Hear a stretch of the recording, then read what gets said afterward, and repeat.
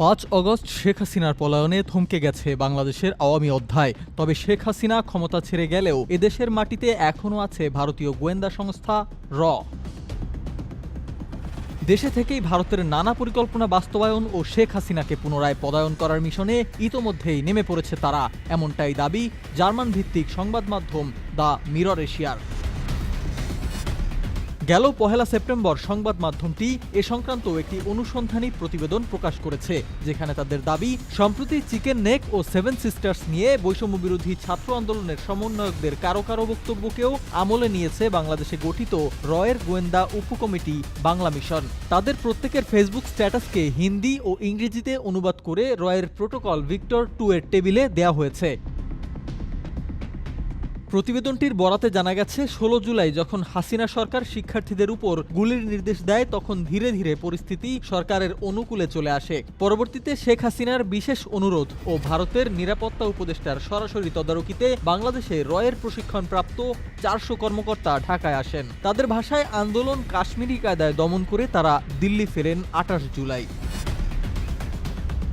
কিন্তু পরবর্তী পরিস্থিতি রয়ের নিয়ন্ত্রণাধীন ছিল না। প্রতিবেদনটির বরাতে আরও জানা গেছে ৫ অগস্ট শেখ হাসিনা দিল্লি চলে যাওয়ার সিদ্ধান্ত হঠাৎ করে নেওয়া হয়নি, বরং ২ অগস্ট প্ল্যান সি এর অংশ হিসেবেই এই পরিকল্পনা করে রাখে হাসিনা ও ভারতের জাতীয় নিরাপত্তা উপদেষ্টা অজিত ডোভাল। তথ্য রয়েছে সম্প্রতি হাসিনাকে সাউথ দিল্লির একটি সরকারি আবাসিকে স্থানান্তর করা হয়েছে। তবে অন্য সূত্র বলছে হাসিনা বর্তমানে ভারতের অভ্যন্তরীণ গোয়েন্দা সংস্থা ইন্টেলিজেন্স ব্যুরোর সুরক্ষিত একটি ভবনে থাকছেন।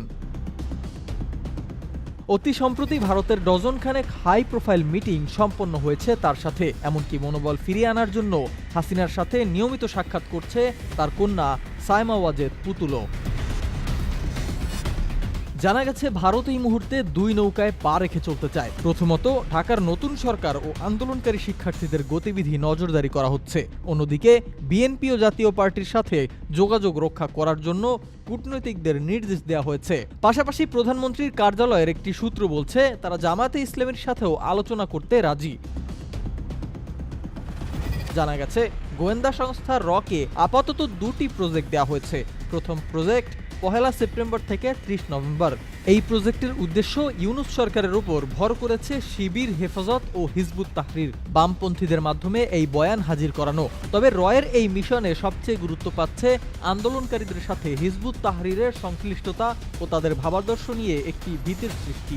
এরপর রয়ের দ্বিতীয় পরিকল্পনা রিসেটেল আওয়ামী লীগ ২০২৫ শুরু করা হবে। সিফাত মাহমুদ, দ্য মেট্রো টিভি।